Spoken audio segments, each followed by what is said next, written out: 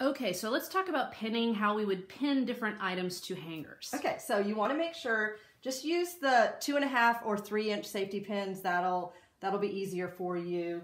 The littler ones are so hard to bend around. You can do it, but it's just a little bit harder on your fingers. You definitely don't want to ever use these little tiny gold ones because they don't stay, they pop easily. But so you want to use a good size safety pin. Just go through one side first, then the next side. But you do need to go through both edges. parts. Okay. Yeah, because if you only go through one side, it just gapes open and other hangers get stuck in there. Sure. And then you don't want to go to the side here because then it falls to the bottom of the hanger, which we don't want that.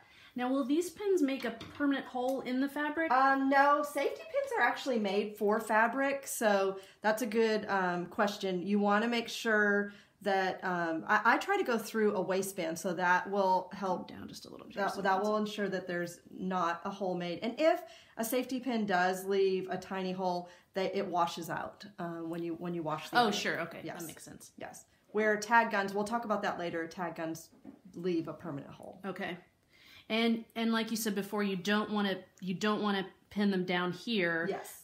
Like this, because they could slide around there. See, this is the one that's done incorrectly, and now see how it slides.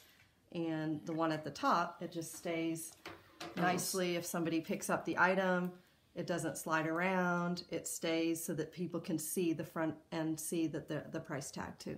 Perfect. So what if I'm using a clip hanger like this? Do I need to also pin? Nope. With the clip hanger, see how that's really secure. If it's not a good clip where you feel like it's going to fall off, but if you pull on it just a bit and it doesn't fall off, then this is good to go. Great. These are a lot easier. If you can find these, grab them.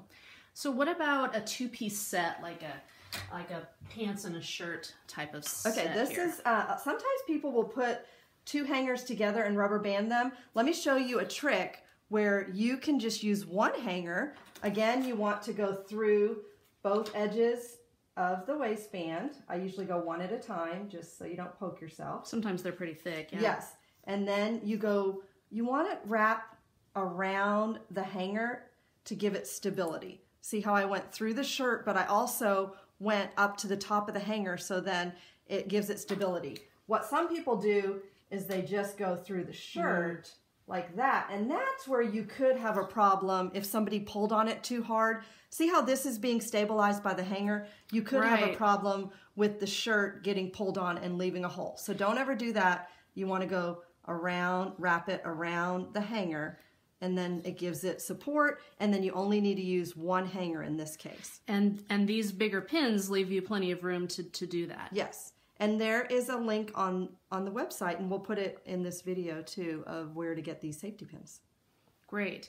Now, if I use a hanger from a store like this, would I want to reinforce this with a safety pin? You're good. See how it has the little indent? Okay, so this would be okay. And yes. I guess just sometimes if you feel like it's insecure, you just use a safety pin. It's okay. Yeah. But most of the time, if you get the correct size hanger and it has indents like that, you're going to be good. And I think we want to talk about too something I forgot to mention with the 2-piece set. The hanger needs to make the question mark for the shirt, as you're looking at it. So if you're looking at it, see how this looks like a question mark, so it's facing to the left side as you're looking at it. The opening is facing to the left. Okay, the opening faces the left. So when you put the pants on, the hanger will be backwards, but they're going to hang like that. Yes, so. all the hangers face left. All right. That makes it easier for our shoppers.